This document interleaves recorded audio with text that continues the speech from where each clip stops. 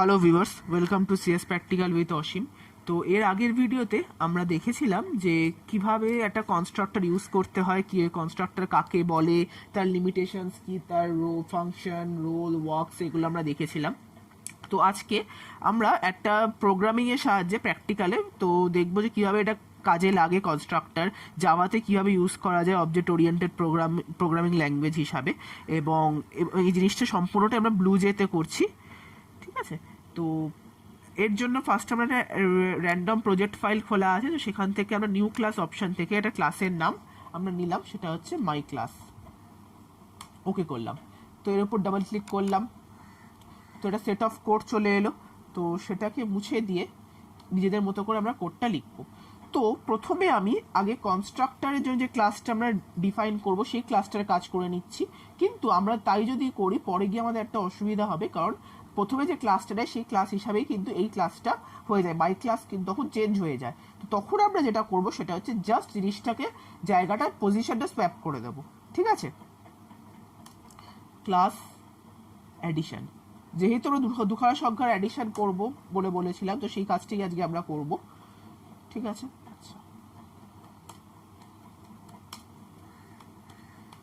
তো এখানে আমরা প্রাইভেট টাইপ অ্যাক্সেস স্পেসিফায়ারে দুখানা ভেরিয়েবল নিলাম, একটা হচ্ছে এ, একটা হচ্ছে বি।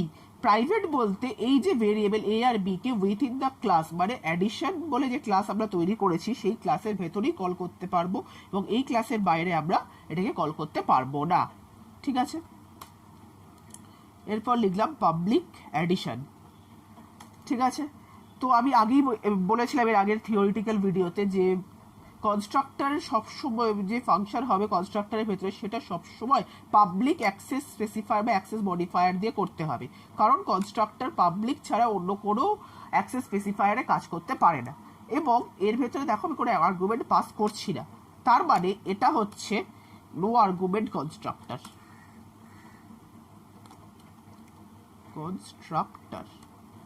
ঠিক আছে,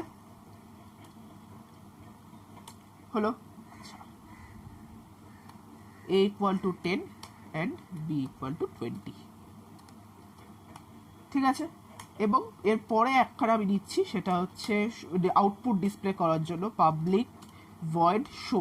এটা একটা জাস্ট ফাংশন করেছি, এটা কিন্তু কনস্ট্রাক্টরের আন্ডারে পড়ছে না, এই কারণে আমরা ভয়েড শো লিখেছি। ঠিক আছে, এখানে কি করছি, যে দুখানা সংখ্যার যোগ সেটা আমরা করব। s equal int s equal to 0 initialize করলাম, s equal to a plus b, এবং system dot out dot print LN the result is করে ডিসপ্লে আউটপুট ডিসপ্লে করবো আমি। হলো, আচ্ছা, এরপর মেন কাজ কি কাজ, আমাদের ফ্রম মেন ফাংশনে এটাকে কল করব, তাই যেটা বলেছিলাম যে সেই ক্লাসটাকে আমরা নিচ্ছি মাই ক্লাস। ঠিক আছে, তোমরা দেখতেই পাচ্ছ যে এই জায়গাটায় মাই ক্লাস লিখলাম, ক্লাসের নামটা কিন্তু অ্যাডিশন থেকে চেঞ্জ হয়ে মাই ক্লাস হয়ে গেল। ঠিক আছে, এবং আমরা এই ক্লাসের আন্ডারে কাজটা আমরা করব।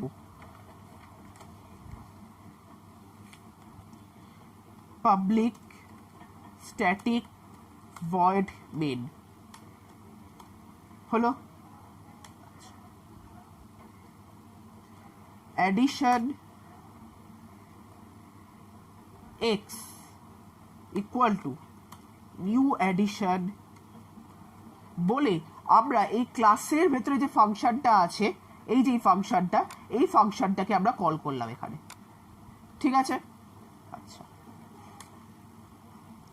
x ডট শো, এটার সাহায্যে আমরা এটার ভেতরে আউটপুট যেটা আসবে, এই যে যোগ করবে 10-এর সাথে 20 যোগ করার পর যে রেজাল্ট, সেই আউটপুটটা শো করবে। এবং শো করার জন্য আমরা লিখলাম দেখো এক্স ডট শো, কারণ শোটা হচ্ছে একটা ফাংশন, এই কারণে যেহেতু এই, এবং অ্যাডিশন হচ্ছে একটা এই মেন ফাংশনের ভেতরে একটা variable.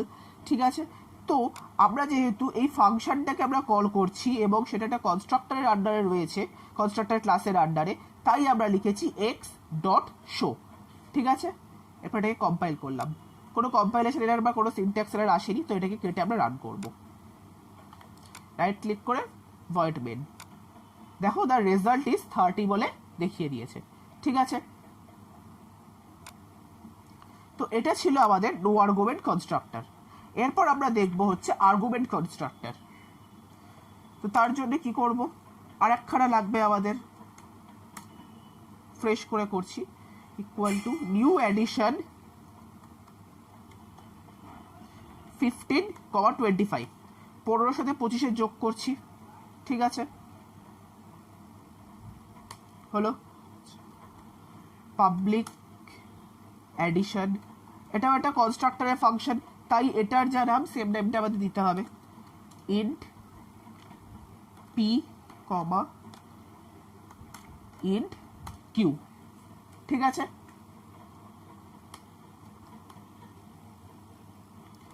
a equal to p and b equal to q।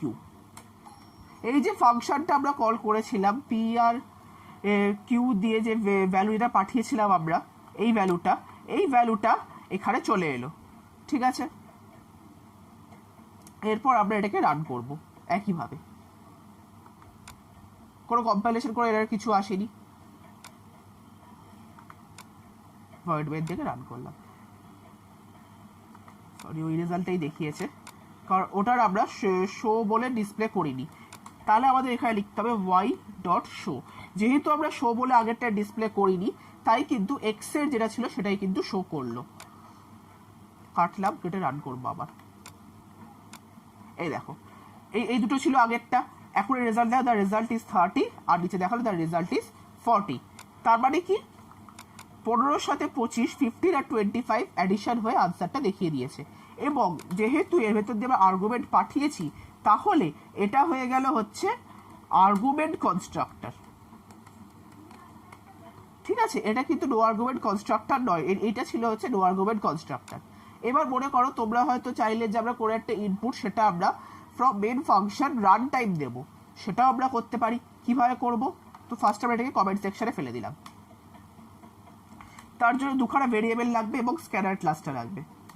Scanner S C equal to new scanner system dot in. ঠিক আছে, এবং যেহেতু আমরা স্ক্যানার ক্লাস ইউজ করেছি, তাই আমাদের হেডার ফাইলকে ইম্পোর্ট করতে হবে, import Java dot util dot star. ঠিক আছে, দুখানা ভেরিয়েবল আমরা নেব,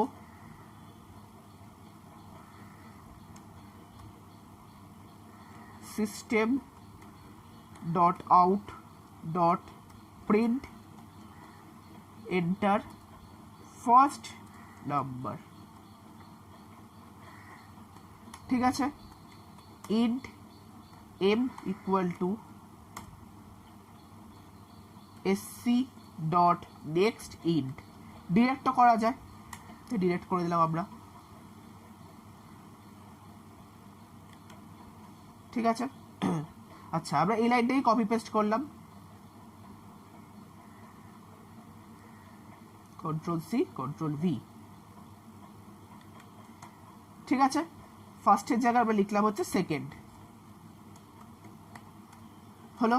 আচ্ছা, এরপর আমরা কমেন্ট সেকশনটাকে উঠিয়ে দিলাম, দিয়ে 15 আর 25 লিখেছিলাম, কিন্তু আমরা ভ্যালুটা আমরা মেন থেকে পাঠাবো, তাই আমরা করলাম হচ্ছে এম কমা এন। তাহলে কি হলো, ভ্যালুটা কিন্তু ফ্রম মেন ফাংশন, এই দুটো যে ভ্যালু যে ইউজার দেবে ডিউরিং রান টাইম, সেই ভ্যালুটা চলে যাবে।